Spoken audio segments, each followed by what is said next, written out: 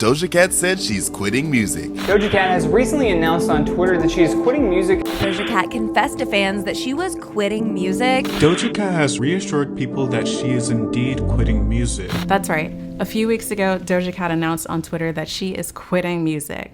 Fans were shocked, the media was shocked, and this is actually pretty significant because it gives us a little bit of insight into the pressures of being famous. You also might be surprised to hear that there's a lot that we can learn here from books. Yep, books. So let's get into it. For those of you who don't know who Doja Cat is, maybe you're just here to see how I tie together this video idea. Who are you? I'm Doja Cat. I rap and I sing and I write music and I do stuff and stuff.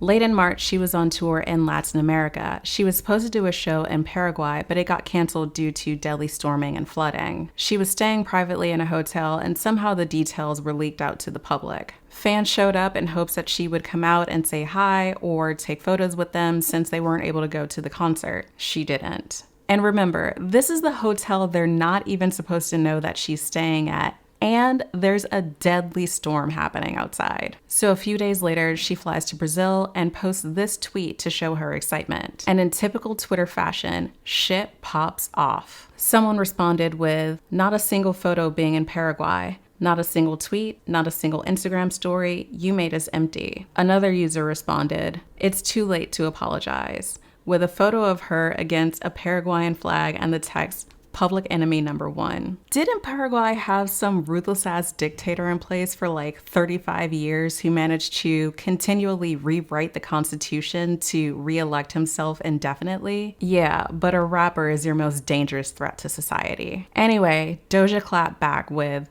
"I'm not sorry." And a journalist told her that she would never win in a fight against the Paraguayans. Then she responded, "I moved on. I'm just gonna let everybody be mad. I'm not taking pictures again with anybody else after this tour." Someone then asked her where her humility went, and she said, "It's gone. I quit. I can't wait to disappear, and I don't need you to believe in me anymore. Everything is dead. Music is dead, and I'm a fool for ever thinking I was made for this.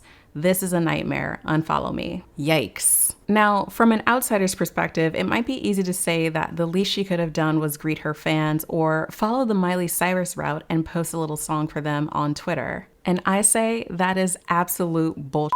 We have to remember that celebrities are people too, and we as fans are owed nothing from them. No photographs, no autographs, not even a wave. Why would I expect a person I don't know who gets very little personal time to carve out a portion of it to me, a person they don't know, just because I like their work?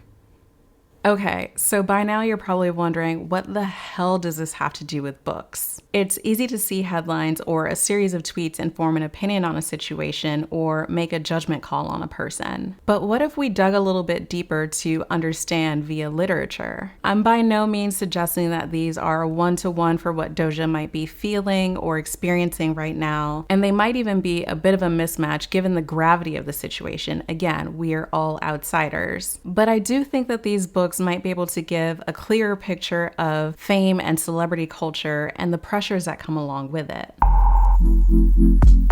The first book is Audrey Wait. It follows Audrey, who is a high school girl who finally works up the courage to dump her struggling musician boyfriend, Evan. That night, his band debuts a song inspired by the breakup, and it becomes an international hit. Audrey suddenly finds herself thrusted into the spotlight. The paparazzi follows her, the media hounds her, and she basically has to put herself under house arrest just to maintain some semblance of sanity. All that she wants to do is move on with her life after this breakup, hang out with her friends, and just do normal teenager stuff. She's not really interested in everything that comes along with being famous, and this reminds me of how we've seen Doja Cat express some disinterest in some of the obligations that come along with her successes, like in this video.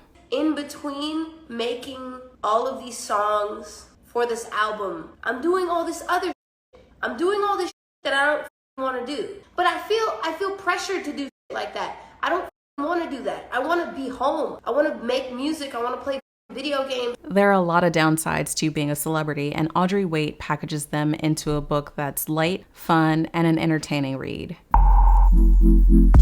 The next book is I Was Born for This by Alice Oseman. It's a dual narrated book with alternating chapters between two characters. One is Angel, and she is a massive fangirl of this band called The Ark. And when I say she's a fangirl, she is completely obsessed and dependent on this band. It's the only thing she thinks about, talks about, cares about. The other character is Jimmy, and he is the frontman for this band, The Ark. Over the course of the book, we really start to see him struggle with the band's increasing fame, and his teenage years have almost been stripped away from him in their entirety. If we take a look at Doja Cat, we can see that she's been in the game for a while. She posted her first song to SoundCloud just after turning 17 and has been in the limelight since 2012. I Was Born for This touches on existential crises, mental health, especially as it relates to being famous, emotions, friendships, and relationships. I like that this book is told from both perspectives, the fan and the celebrity. It's pretty unique. There are quite a few trigger warnings with this book, so I'll leave a link for you down in the description in the event that you choose to read this.